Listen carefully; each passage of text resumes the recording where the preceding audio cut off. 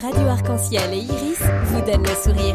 Voilà, on poursuit cette matinale VIP avec Céline Dion qui a été... Moment de sérénité. Ouais, c'est ça. Un petit peu coupé, désolé Céline. Elle comprendra. Elle en a vu d'autres, je pense. Voilà, donc dans cette matinale VIP consacrée ce matin à l'amour, à la Saint-Valentin, etc. C'est beau, il se passe des choses. On parlait de Strasbourg, mon amour. Donc si vous voulez créer un événement romantique dans le couple, ben, c'est possible. Il y a plein de sorties sympas à faire. Et aujourd'hui, et bien sûr, c'est l'invité du jour, hein, Yolande Schwab. Vous êtes là pour nous parler du couple et peut-être des trucs et astuces aussi. Et puis j'imagine qu'il y a plein de trucs et astuces, mais en même temps toute une dynamique de prise de soin de ce couple pour que ça marche, puisque on le disait tout à l'heure, il y a cette pression. Hein, il faut que ça marche. Alors justement, pour peut-être un petit peu de littérature, est-ce qu'il y a un livre à recommander qui vaut le détour? Moi, j'en avais un en tête, justement, je l'ai évoqué hors antenne, mais je ne sais pas s'il y a quelque chose que vous recommandez particulièrement. Non, ce que je disais un petit peu hors antenne, c'est que je trouve que les gens lisent de moins en moins, donc je ne recommande souvent pas des livres. Je fais moi-même mes propres fiches avec voilà, des résumés ou des grands thèmes. Alors, les classiques, je dirais, c'est tous les bouquins Mars et Vénus, qui commencent peut-être à vieillir un peu, ce qui date, qui sont intéressants. Non pas parce qu'ils décrivent une vérité absolue, j'ai vraiment envie de dire ça, parce qu'il y a beaucoup de clichés, beaucoup de caricatures, mais n'empêche que beaucoup de personnes se retrouvent quand même encore dans pas mal d'aspects. Et ça, pour moi, c'est surtout un outil de discussion et de connaissance réciproque. Et du coup, par contre, si je ne propose pas de livre, je propose régulièrement le DVD du spectacle. Je ne sais pas si vous connaissez le one-man show de Paul Devendre sur les hommes viennent de Mars, les femmes viennent de Vénus. C'est plus facile que de lire un livre à deux. Regardez un DVD, un film. Et c'est toujours la même chose. Je dis, c'est bourré de clichés. Voilà, vous y retrouverez peut-être pas dans tout, mais c'est intéressant de le regarder, de voir en quoi on se retrouve, en quoi pas éventuellement, et justement de discuter. Et souvent, c'est juste un bon outil, en fait. C'est ça, oui. Moi, je pensais, comme je le disais en antenne, au langage de l'amour, hein, les fameux 5 langages de l'amour de Gary Chapman, c'est ça? C'est ça, oui. Voilà, et effectivement, c'est un petit peu cliché, mais ça ouvre, je trouve, des pistes de discussion très intéressantes. Voilà, c'est ça. C'est pas des vérités absolues. La plupart des bouquins, voilà, c'est des analyses ou des choses comme ça, mais c'est un outil de discussion, de voir là où on se retrouve, là où on se retrouve pas, et d'apprendre à se connaître mutuellement. Et d'ailleurs, une petite confession en passage, Yolande Schwab, je crois que je m'étais servi de l'un de vos questionnaires pour un dîner romantique, justement pour faire vivre une discussion. Mais ça crée un dîner romantique un petit peu anecdotique, un petit peu sympa, où justement on ose se poser des questions formulées par un autre. Il y a certaines qui nous concerneront pas plus que ça, mais d'autres, effectivement, où on pourra approfondir une discussion peut-être comme on ne l'a jamais fait avant. C'est assez intéressant. Ouais. Gabrielle, ça te fait réagir? Je trouve que c'est très intéressant ce que tu dis, Cédric, parce que merci. Souvent mais non, mais parce que souvent on s'oublie de se poser des questions toutes simples, même la question quelle est ta couleur préférée, est-ce que tu préfères le printemps ou l'hiver, j'ai un questionnaire je crois qu'il y a 60 questions. Et je le donne parfois au couple en leur disant, voilà, ce que je vous suggère, c'est soit alors un dîner romantique, mais même prendre juste un temps quand on ne peut pas sortir, peut-être une fois que les enfants sont couchés. Et ben, vous cochez 20 numéros et vous posez des questions. Et c'est étonnant de voir à quel point parfois on ne peut pas répondre à ces questions. C'est quelque chose de simple du style de ce que tu as dit, mais ouais, et voilà, juste se redécouvrir. Voilà, vous commandez des pizzas romantiques, hein, voilà, et à la maison, les enfants un petit questionnaire, ça peut être sympa. Voilà, un petit questionnaire à la place du policier du jeudi ou du vendredi, je ne sais pas. Ça changera ça. Yolande Schwab, on continue la découverte de votre activité. Donc je le rappelle, hein, je prends mes petites fiches pour pas me tromper, mais voilà, on va finir par le connaître par cœur. Vous êtes coach spécialisé en développement personnel et relations d'aide. On a le plaisir de vous avoir ce matin dans cette matinale VIP tout à fait détendu et consacré au thème de l'amour. Forcément, Saint-Valentin arrive. Mais on essaye bien sûr d'avoir un regard un peu sérieux et surtout pas commercial sur tout ça. Et puis, on le disait tout à l'heure, la Saint-Valentin, c'est tous les jours, donc il faut en prendre soin. Gabi, on continue à découvrir notre invité du jour. En parlant de regard sérieux, donc je ne veux pas du tout casser le film, mais vous avez évoqué tout à l'heure votre travail pendant 10 ans dans des paroisses avant de vraiment vous installer avec votre mari dans ce cabinet PS Conseil. Est-ce que la religion que vous avez vue donc, dans la paroisse, est-ce que ça a un rôle à jouer dans le développement personnel du couple ? Est-ce qu'ils sont pour le développement personnel ? Alors, est-ce que la religion est pour le développement personnel du couple? Oh là, ça c'est un sujet chaud. C'est un peu tabou. Non, alors je ne vais pas rentrer dans le débat. Est-ce que la religion, est-ce que la religion ou la foi est un plus par rapport à ce cheminement de développement personnel dans le couple? C'est plutôt comme ça que je peux y répondre.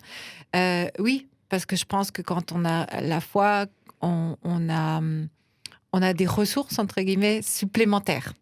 Ça ne veut pas dire que la foi, elle règle tout, ça, j'y crois absolument pas. Mais on a accès à, alors, soit une dimension qui nous dépasse, ou oui, des ressources même intérieures qui vont nous permettre d'aller plus loin. C'est-à-dire, par exemple, la foi chrétienne, elle met beaucoup l'accent sur l'amour, justement, sur le don de soi, sur le pardon, sur le dialogue. La Bible est truffée d'encouragement à dialoguer, à discuter. Donc, j'ai envie de dire, il va y avoir je ne veux pas dire une pression parce que c'est pas ça, mais une assise finalement. Ouais, voilà, c'est ça. Et puis une envie peut-être de pas baisser les bras, de toujours recommencer.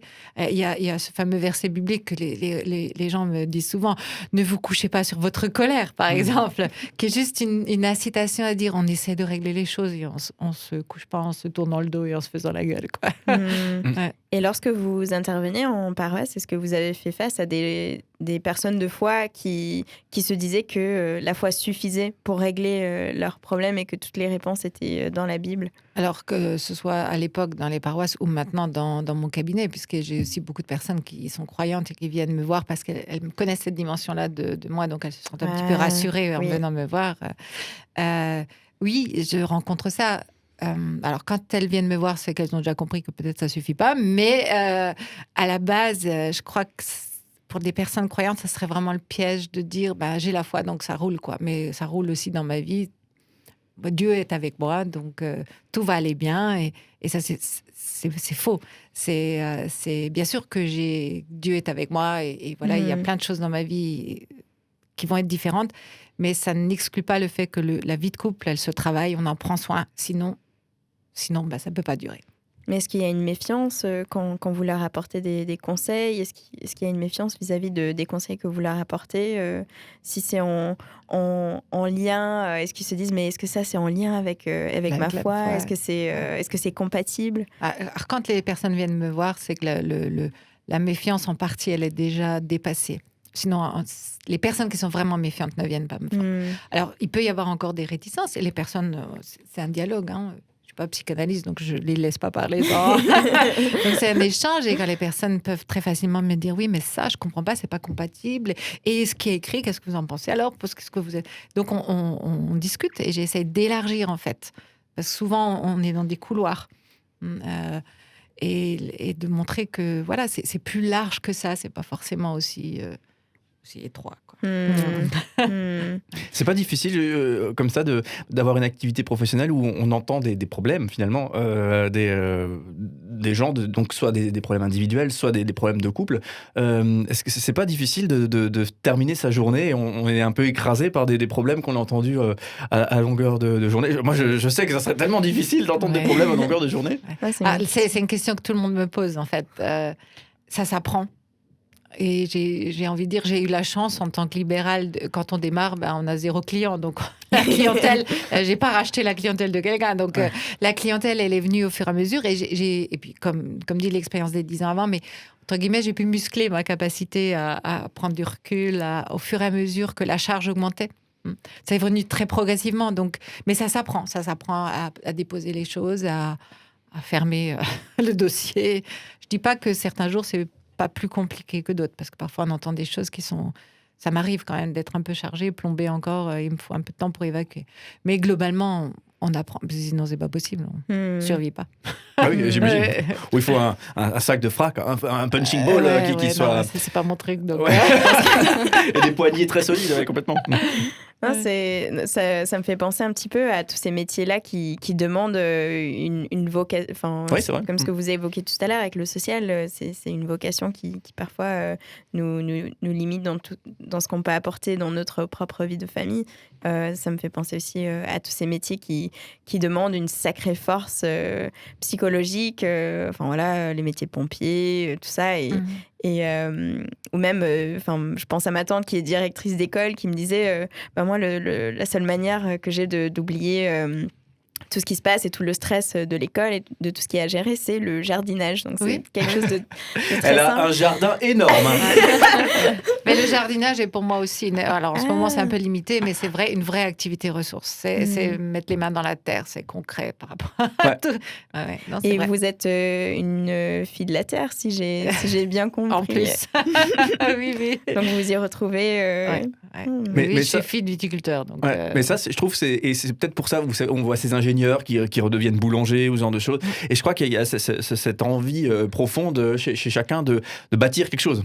Et c'est vrai que quand on voit la plante qui pousse, qu'on a bêché la terre, quand on voit le pain qui cuit, il y a un côté très concret à ce qu'on a fait. Peut-être. Et bon, bref, on sort un petit peu du sujet, mais quand on voit des couples qui vont mieux, j'imagine aussi que c'est... c'est très gratifiant, c'est sûr. Ouais.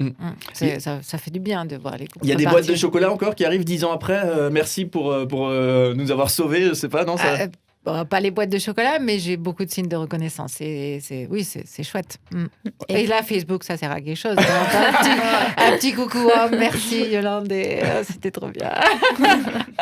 Et juste pour revenir rapidement à cette question de foi, est-ce que votre foi à vous aide à vous ressourcer dans votre travail ? Oui, bien sûr. Alors, ça aide aussi dans cette dimension de déposer les choses à un moment donné. Moi, je peux, quand vraiment je suis devant une situation compliquée où j'ai aussi les limites de ce que moi je peux apporter, parce qu'à un moment donné, il faut que les personnes s'en emparent. Je peux soit prier pour elles, soit aussi simplement déposer les choses. Pour moi, c'est une ressource incroyable. Et aussi de prier à l'avance, avant mes rendez-vous, de remettre et de demander de la sagesse, d'être guidé, etc. On parle souvent de la prière comme une forme de méditation aussi, donc d'avoir un regard extérieur à soi et de ne pas être dans le jugement de soi. Je pense que ça doit être aussi une bonne base à poser avant de commencer une séance. Oui, et de rester aussi, pour moi, de rester à l'écoute, tout en écoutant les gens, de rester à l'écoute dans la dimension verticale.